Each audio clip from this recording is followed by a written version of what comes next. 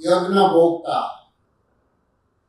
और यज्ञ भोक्ता कई रीते? भोग तो मुखारविंद द्वारा ज आरोगवाय અને મુખારવિંદ તો સીધી બાવાનું મુખારવિંદ તો પોતે જ છે અને નિત્ય લીલામાં એમની સ્થિતિ પૂર્ણ પુરુષોત્તમ રૂપે છે. એટલે જે ભોગ આરોગ્ય છે એ પોતે મુખારવિંદ રૂપે આરોગ્ય છે. અહીંયા બેઠકમાં પણ અંકુર થાય છે એટલે એ મુખારવિંદ સ્વરૂપે થાય છે.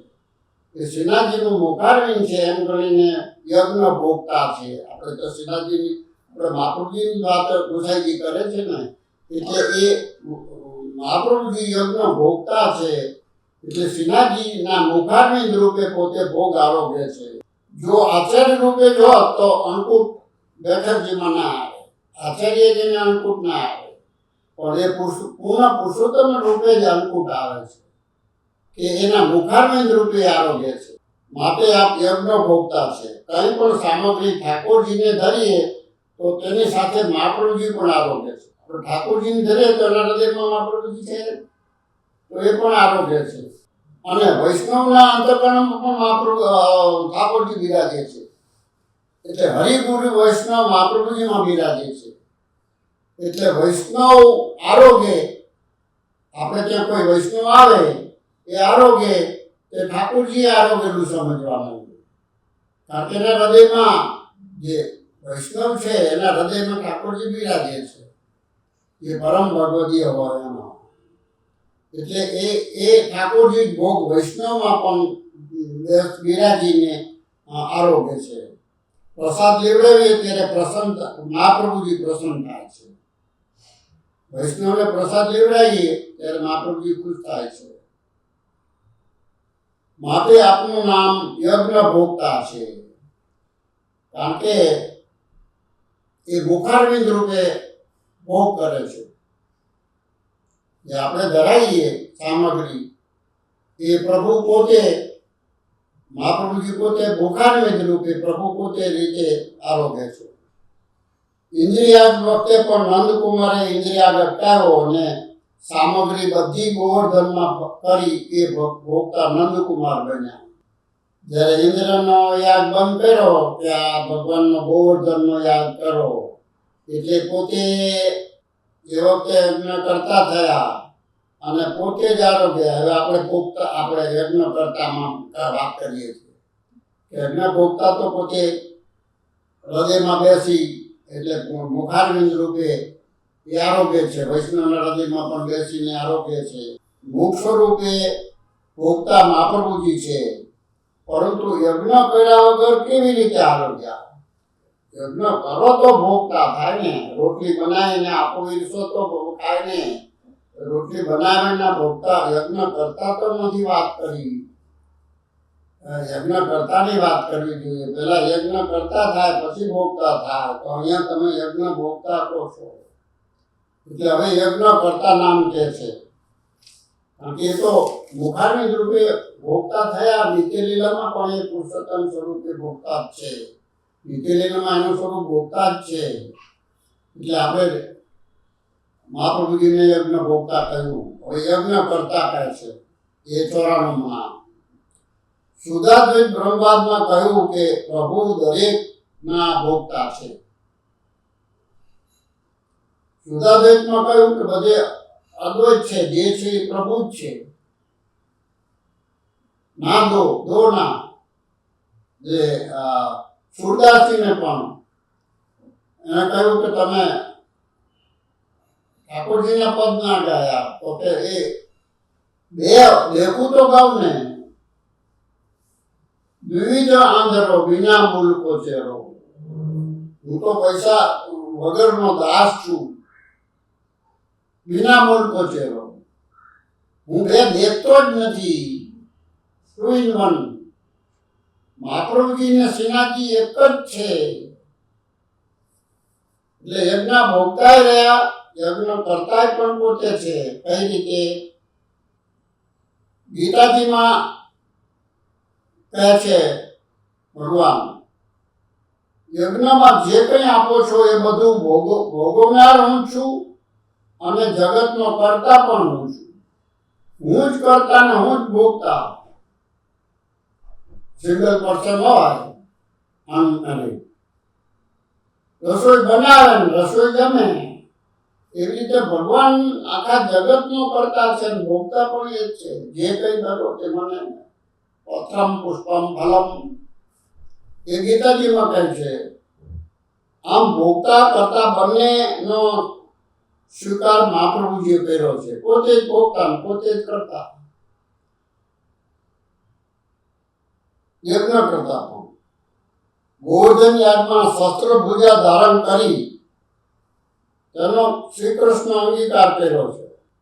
એક તો ગોવળિયા રૂપે એ કૃષ્ણ અવતારમાં ગોવળિયા રૂપે બધું સજાવટ કરે છે અન્નકૂટની,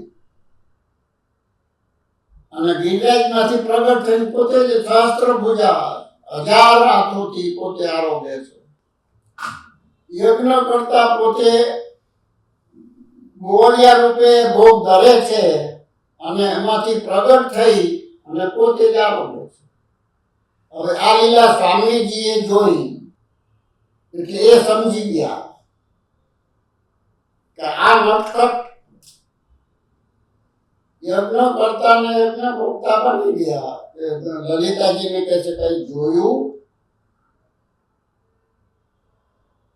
લલિતાજી કહે છે ના.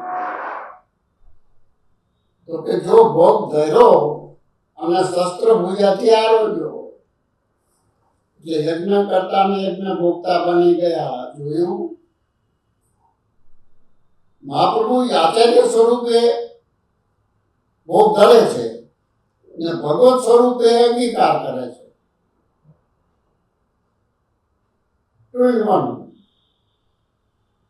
ભોગ ધરતા ને ભોગતા, કરતા ને ભોગ આરોગતા પોતે જ છે. પોતે સેવા કરે છે ને પોતે સેવા લે છે.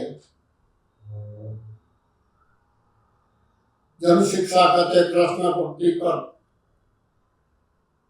જેની ભક્તિ કરે છે એ પોતે છે. યજ્ઞ કરતા હું છું ને યજ્ઞ ભોગતા હું છું. તો પહેલા કરતા કે પહેલા ભોગતા? પહેલા કરતા. પહેલા ભોગતા સ્વરૂપ એટલે બતાવ્યું કે નિત્ય લીલામાં સદૈવ ભોગતા સ્વરૂપે બિરાજમાન છે. નિત્ય લીલામાં તો એ પુરુષોત્તમ સ્વરૂપ છે. અહીંયા સ્વામીજી સ્વરૂપે એમને મોકલ્યા છે. એટલે એ ભોગતા પહેલા જે કઈ ધરો છે એ ભોગતા પ્રભુ જ છે. એટલે ભોગતા નામ પહેલું. અને એ તો ભગવાને પોતાનામાંથી સ્વામીજી ઉત્પન્ન કર્યા છે. એટલે કરતા પછી આવે. મહાપ્રભુજી ઠાકોરજીને એકલા ના ગયું એટલે પોતાનામાંથી એક સ્વરૂપ પ્રગટ કર્યું, પરમાનંદ સ્વરૂપ. એ આપણે આગળ જોયું બીજા નામમાં. એ પરમાનંદ સ્વરૂપ પોતે જ છે. એટલે એ યજ્ઞ કરતા છે અને યજ્ઞ ભોગતા પણ ત્યાં નિત્ય લીલામાં યજ્ઞ ભોગતા છે. એટલે અહીંયા પણ પૃથ્વી ઉપર પણ એમને જ આ લીલા કરી. એટલે યજ્ઞ ભોગતા સ્વરૂપ નીચે છે. એટલે વલ્લભ અવતાર ધારણ કર્યો ત્યારે યજ્ઞ કરતા સ્વરૂપ પ્રગટ થયું. પોતાનામાંથી સ્વામીજી પ્રગટ કર્યા એટલે કરતા સ્વરૂપ આવ્યું. ભોગતા સ્વરૂપ તો છે જ નિત્યમાં. એટલે એ પુરુષોત્તમ રૂપે એ ભોગતા એના મુખારવિદ રૂપે ભૂતળ ઉપર મુખારવિદ રૂપે ભોગતા છે અને સ્વામીજી રૂપે કરતા છે. આવી રીતે યજ્ઞ કરતા સ્વરૂપ પ્રગટ થયું છે. એટલા માટે નિત્ય લીલાના સંબંધથી પહેલા ભોગતા કયા અને પછી યજ્ઞ કરતા કયા. યજ્ઞ કરતા બની આપણે કયું ફળ દાન કર્યું એ હવે કહે છે. એ આપણે પછીથી વાત કરીશું. 95મું નામ 94મું નામ યજ્ઞ કરતા કહ્યું. એમના પૂર્વજો પણ યજ્ઞ કરતા એટલે મહાપ્રભુજી પણ યજ્ઞ ચાલુ રાખ્યા છે. એ 94મું નામ. હવે 95મું નામ આવે છે ચતુર્વર્ગ વિશારદ. સારે પુરુષોત્વ સિદ્ધ કરાવવા વાળા ગુરુ હોય, આપણે મહાપ્રભુજી આપણા માટે ગુરુ છે. હવે ગુરુનું કર્તવ્ય છે કે શિષ્યને પ્રોપર ઉપદેશ આપવો. એટલે જ્યારે શિષ્ય શરણે આવે છે ત્યારે વિચક્ષણ રીતે, એટલે સારી રીતે એને તપાસે છે કે આ દેવી જીવ છે કે પ્રવાહી જીવ છે. જો દેવી જીવ હોય અને સેવા કરી શકે એવો હોય તો એને શરણે લે છે. અને શરણે લીધા પછી એમનું 4 જાતના ઉપદેશ આપે છે. ચતુર્વર્ગ વિશારદ, એ 4 વર્ગમાં પોતે પ્રવીણ છે. 4 વર્ગનું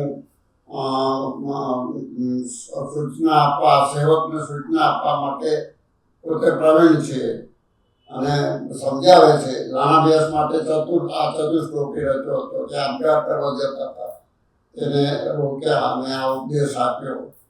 4 પુરુષાર્થમાં ધર્મ, અર્થ, કામ અને મોક્ષ એ પુષ્ટિ માર્ગના 4 પુરુષાર્થ છે. એમાં ધર્મ એ ઠાકોરજીની સેવા, એ ધર્મ છે. જેમ લૌકિકમાં પુત્ર મા બાપની સેવા કરે એવી રીતે અહીંયા જીવનો ધર્મ છે કે ઈશ્વરની, ઠાકોરજીની સેવા કરે એનો ધર્મ છે. ધર્મ અર્થ જેમ લૌકિકમાં પૈસો ભેગો કરવો એ અર્થ છે, અને અલૌકિકમાં અર્થ ઠાકોરજીની પ્રાપ્તિ, એના સ્વરૂપાનંદની પ્રાપ્તિ, એના દર્શનની પ્રાપ્તિ એ એનો અર્થ છે. કામ પુરુષાર્થ એટલે ઠાકોરજીના દર્શનની કામના, એ કામ પુરુષાર્થ છે. અને મોક્ષમાં વેદમાં કહેલો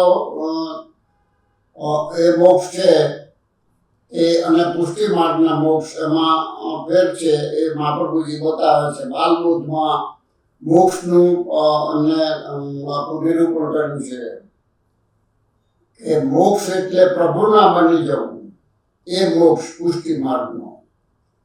એટલે ધર્મ, અર્થ, કામ અને મોક્ષ એ શિષ્યને સમજાવી અને એનું કલ્યાણ કરે છે. કૃષ્ણ સેવા સદા કાર્ય એનો ધર્મ છે. ભગવાનને સર્વ સમર્થ છે, બધું આપવા વાળા છે, એ અર્થ છે. અને કામ એ ભગવાનના દર્શનના ઉત્કંઠા, જેમ પરદેશ ગયેલા પતિને જોવા માટે, દર્શન કરવા માટે પત્ની ઉત્સુક હોય લૌકિકમાં, એવી રીતે ભગવાનના દર્શન માટે જીવ ઉત્સુક હોવો જોઈએ, એ કામના છે. અને મોક્ષ એટલે પ્રભુમાં મળી જવું, એ વેદમાં કયા પ્રમાણેનો મોક્ષ છે. અને પુષ્ટિ માર્ગમાં મોક્ષ તો એ છે કે એના બની જવું, ભગવાનના બની જવું, એ મોક્ષ છે. એ અહીં સમજાવે છે. હવે ત્યાર પછી આવે છે 96મું નામ, સત્ય પ્રતિજ્ઞા. ભૂતળ ઉપર મહાપ્રભુજીનું પ્રાગટ્ય થાય છે, ત્યાંથી આજ્ઞા છે લીલાલોકમાંથી કે તમે ભૂતળ ઉપર જાઓ અને દેવીજીનો ઉદ્ધાર કરો. એટલે એમને 3 પ્રતિજ્ઞા નું પાલન, સત્ય 3 પ્રતિજ્ઞા નું કાર્ય સોંપ્યું કે તમે જીવને શરણે લો, જીવનો ઉદ્ધાર કરો. શરણ લેવા માટે પૃથક શરણ માર્ગની સ્થાપના કરી આપે. અને પૃથ્વી પરિક્રમા કરીને જ્યાં જ્યાં દેવી જીવો હતા એને શરણે લીધા. એટલે એ શરણે લેવાનું કામ, ઉદ્ધાર કરવાનું કામ મહાપ્રભુજીએ કર્યું. અને બીજું પૃથક શરણ માર્ગ એટલે પુષ્ટિ માર્ગનું અલગ સ્થાપના કરી. ઉપાસના માર્ગથી આ માર્ગ અલગ છે એવું પૃથક શરણ માર્ગ એમને સ્થાપના કરી. અને ત્રીજું ભાગવતનો અર્થ, ભાગવતમાં પુરુષોત્તમનું સ્વરૂપ સમજાવે છે. એ આપણે સુબોધિનીજીમાંને એમાં સમજાયું. એટલે એ પ્રતિજ્ઞા એમને પૂરી કરી. ભાગવતમાં સાત અર્થ કર્યા, સુબુદ્ધિજીમાં એમનું વિવરણ કર્યું. એટલે આ બધું ભાગવતમાં પોતે પ્રવીણ છે. એટલે ભાગવતનો આ રીતે વિશ્લેષણ કરીને ભગવાનનું સ્વરૂપ સમજાવ્યું છે ભાગવતમાં. એટલે આ ત્રણેય પ્રતિજ્ઞા જે ઠાકોરજી એને આના માટે મોકલેલા તે પૂર્ણ કરે છે, સત્ય પ્રતિજ્ઞા. પછી 57મું નામ આવે છે ત્રિગુણાતીત. ત્રણ ગુણ, સત્વ, રજ અને તમ. જીવમાં આ ત્રણ ગુણ હોય છે, દરેક જીવમાં. એ પ્રકૃતિના ત્રણ ગુણ છે. પ્રકૃતિના એટલે પ્રાકૃત, એટલે જીવમાં ત્રણેય ગુણ હોય જ છે. એમાં સત્વ ગુણ હોય ત્યારે ડાયો ડમરો ને એ બધું શાંત હોય, એ સત્વ ગુણ એનામાં હોય. અને રજો ગુણ હોય ત્યારે આરામ પ્રધાન હોય, એટલે એ રજો ગુણમાં આવે. અને તમો ગુણ એટલે પોતે જે તમો ગુણ વાળો હોય એ પ્રકૃતિથી દુષ્ટ હોય છે, એવા જ કામો કરે, એ પ્રવાહી જીવ કહેવાય.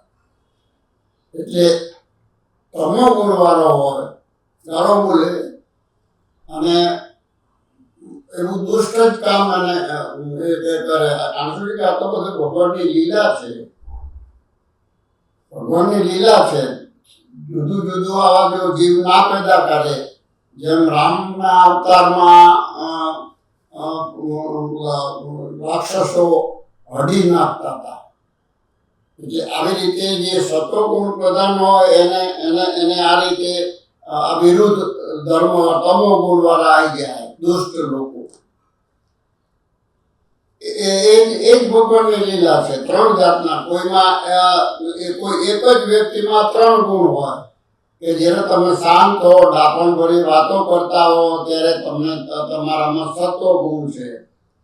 પછી રજો ગુણ હોય, એ દયાળુ પ્રેમાળ એ સત્ય ગુણમાં આવે છે. રજો ગુણ હોય એ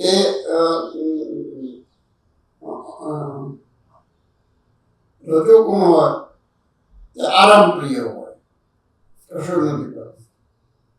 એટલે આવા ત્રણ ગુણ એક જીવમાં પણ હોઈ શકે. એટલે ક્યારેક તમારા ઉપર ગુસ્સે થઈ જાય, ક્યારેક આરામ કરે, ક્યારેક એટલે એના ગુણો બધા પ્રાકૃત ગુણો વર્તાવે. ત્યારે મહાપ્રભુજી છે એ અપ્રાકૃત છે. એટલે આવા પ્રકૃતિના એકેય ગુણ એનામાં નથી. એટલે ત્રણેય ગુણથી પર છે, ત્રિગુણાતીત. જે જીવમાં જે ત્રણ ગુણ છે એનેથી તો દુનિયા ચાલે છે. એ ત્રણ ગુણથી તો આપણને ભમાવે છે. જેમ ચોપાટ રમો, એમાં જુદા જુદા સોગઠા હોય, અને એમની લીલા છે. આવા જુદું જો પ્રકૃતિ ના રાખે તો એમાં એનો રંગ ના જામે. એટલા માટે ત્રણ ગુણથી પર છે.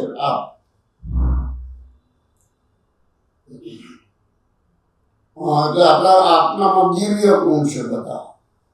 એમના કર્મો દિવ્ય છે અને પોતાનો બધું જ અલૌકિક ગુણ છે એનામાં. જે ઠાકોરજીને લગતું જ એમનું જે પ્રકૃતિ છે, અલૌકિક છે. પ્રાકૃત જોડે કોઈ નિસ્બત નથી, કારણ કે એ અપ્રાકૃત છે. શરૂઆતમાં આવ્યું કે પ્રાકૃત ધર્મ અનાશ્રાય. પ્રાકૃત ધર્મ એમનામાં નથી. ત્યારે તો પ્રાકૃત ધર્મ નથી તો શું છે? તો અપ્રાકૃત ગુણ. એમના અપ્રાકૃત ગુણ છે, એટલે દેવી ગુણ છે.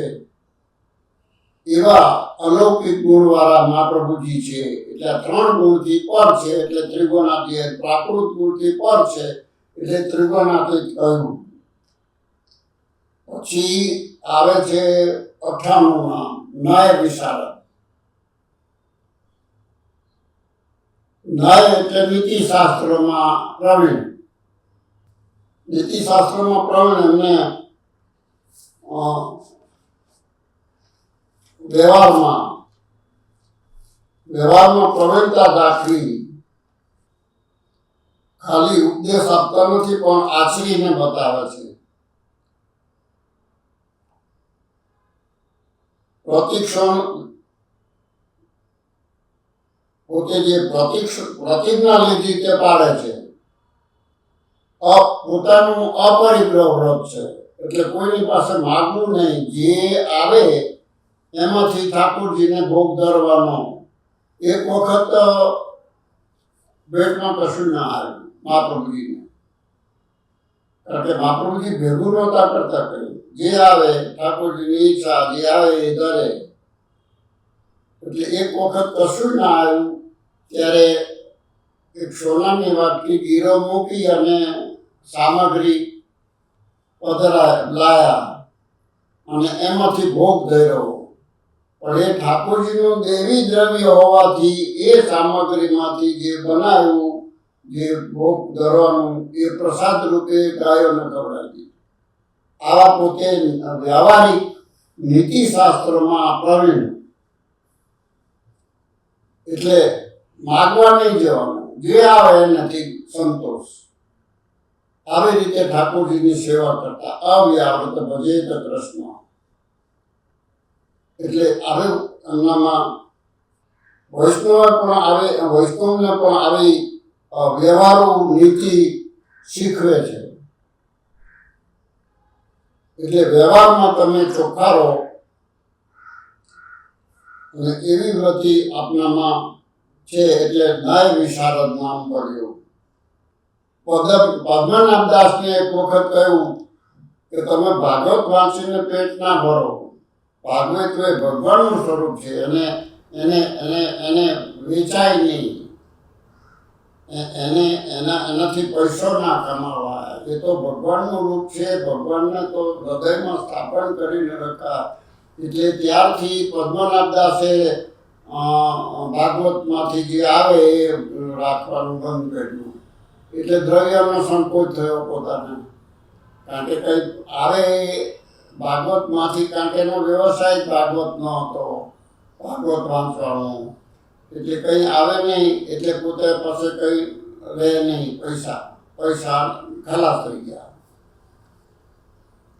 એટલે પછી ઠાકોરજીને ધરવાનું કશું નહોતું ઘરમાં. પછી એક ચણા પલાવી અને જુદું જુદું ભાવના કરે કે આ રોટલી છે, આ દાળ છે, આ શાક છે, આ મેવો છે. એવી રીતે બધી ઢગલી કરી અને ઠાકોરજીને ધરતા. આવી ભાવના કરતા, કારણ કે ઘરમાં કશું નહોતું. આવી રીતે પોતે ધનથી સંકોચ પામતા. એક વખત બહુજીએ છાપ પધરાવી. પછી બહારથી પદ્મનાભદાસ આવ્યા કે આ કોણે પધરાવ્યું? તો કે ગુસાઈજીના બહુજી પધરાઈ ગયા છે. તો કે ના, એ પાછું આપ્યા. આપણે હવે જો એ આપણને આ રીતે આપશે તો આપણે ગામ છોડવાનું આવશે.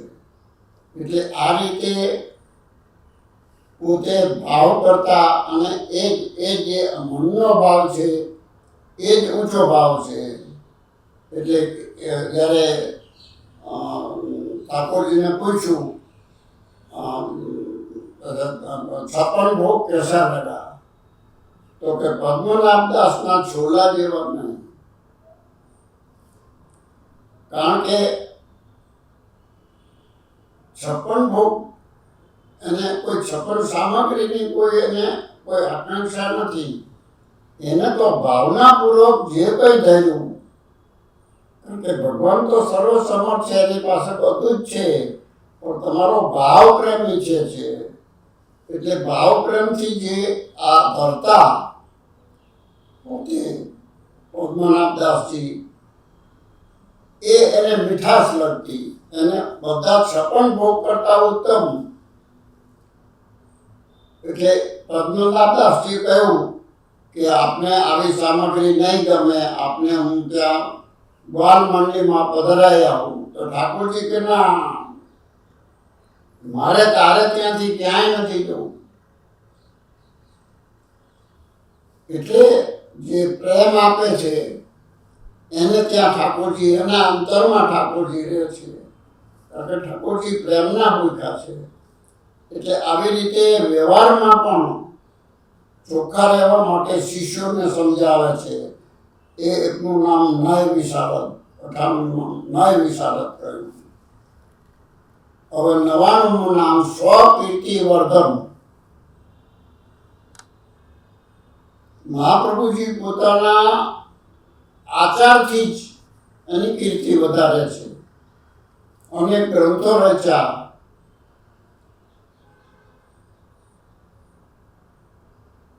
બ્રહ્મ સંબંધ આપીને દેવી જીવનો ઉદ્ધાર કર્યો, અને અદેયદાન એવા ઠાકોરજી પોતાનું સર્વસ્વ એ વૈષ્ણવ માથે પધરાયું, અને મહાપ્રભુજીએ ઠાકોરજીને વશ કર્યા. આ બધું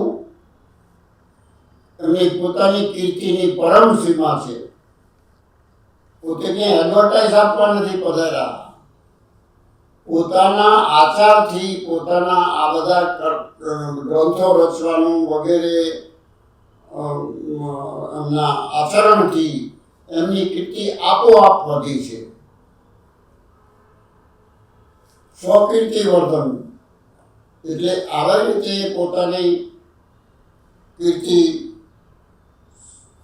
વધારી છે. શાસ્ત્રોનું મંથન કરીને પુષ્ટિ માર્ગ પ્રગટ કર્યો છે. એટલે આ બધું જોતા લોકોમાં એની કીર્તિ પ્રસરી છે.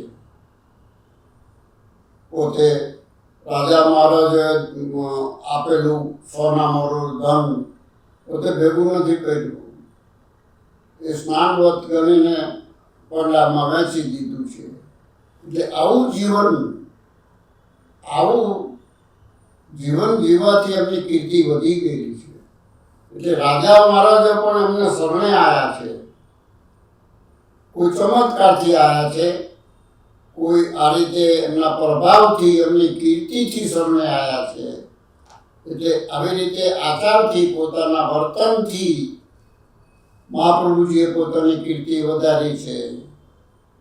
અને કોઈ જાતનું જાહેરાત નથી કરી. પોતે તો ગ્રહપ્રિય અલગ રહેતા, પોતાની બેઠકો છે તે ગામની બહાર જ રહેતી. એટલે આવી રીતે પોતાના આચરણથી બધા રાજા મહારાજા વગેરે શરણે આવ્યા અને કીર્તિ આપોઆપ વધી છે. એટલે સ્વકીર્તિવર્ધન 99 નામ. હવે 100મું નામ આવે છે તત્વસૂત્ર ભાષ્ય પ્રદર્શક.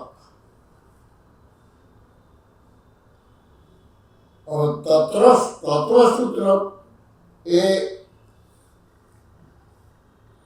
ગીતાજી, ઉપનિષદ, બ્રહ્મસૂત્ર અને ભાગવત આ ચારેયનું બધું મંથન કરીને મહાપ્રભુજી જેના ગ્રંથ રચ્યા એમનું તત્વજ્ઞાન આમાં આવે છે. એમને વેદનું ભાષ્ય ગીતા અને ગીતાનું ભાષ્ય બ્રહ્મસૂત્ર કે વ્યાસસૂત્ર, જેમાં ઉપનિષદનો નિચોડ છે એ બ્રહ્મસૂત્ર છે. એ મહાપ્રભુજી રચના કરી. એટલે પોતે અથાગ પ્રયત્ન લઈ બ્રહ્મસૂત્ર રચ્યું, અને વ્યાસસૂત્ર ઉપર જે બ્રહ્મસૂત્ર અણુભાષ્ય લખ્યું, પોતે અણુભાષ્ય લખ્યું. એટલે એ વ્યાસસૂત્રનું જાણવા માટે ભાગવત છે. ગીતાજી ના સમજાય તો બ્રહ્મસૂત્ર, અને બ્રહ્મસૂત્ર ના સમજાય તો ભાગવત. આ રીતે બધામાંથી પોતે બધા શાસ્ત્રોનું ભાગવતની અંદર નિરૂપણ કર્યું કે ભાગવતમાં ભગવાનની લીલા છે. જેમ 10મો સ્કંદ નિરોધ લીલા છે, એવી રીતે 10 સ્કંદમાં 12 સ્કંદ છે, 12 અંગ મહાપ્રભુજી ભાગવતના છે, પ્રભુના. એટલે એ ભાગવતમાં નિરૂપણ કર્યું. એટલે આમાં પોતે ભગવાનના આમાં તત્વ સૂત્ર એટલે જે તત્વ એટલે ભગવાન, એટલે એનું પ્રમાણ અનુભાષ્ય પોતે એમાં જણાવ્યું. અને એમાં આપણે માયાવાદનું ખંડન કર્યું અને બ્રહ્મવાદનો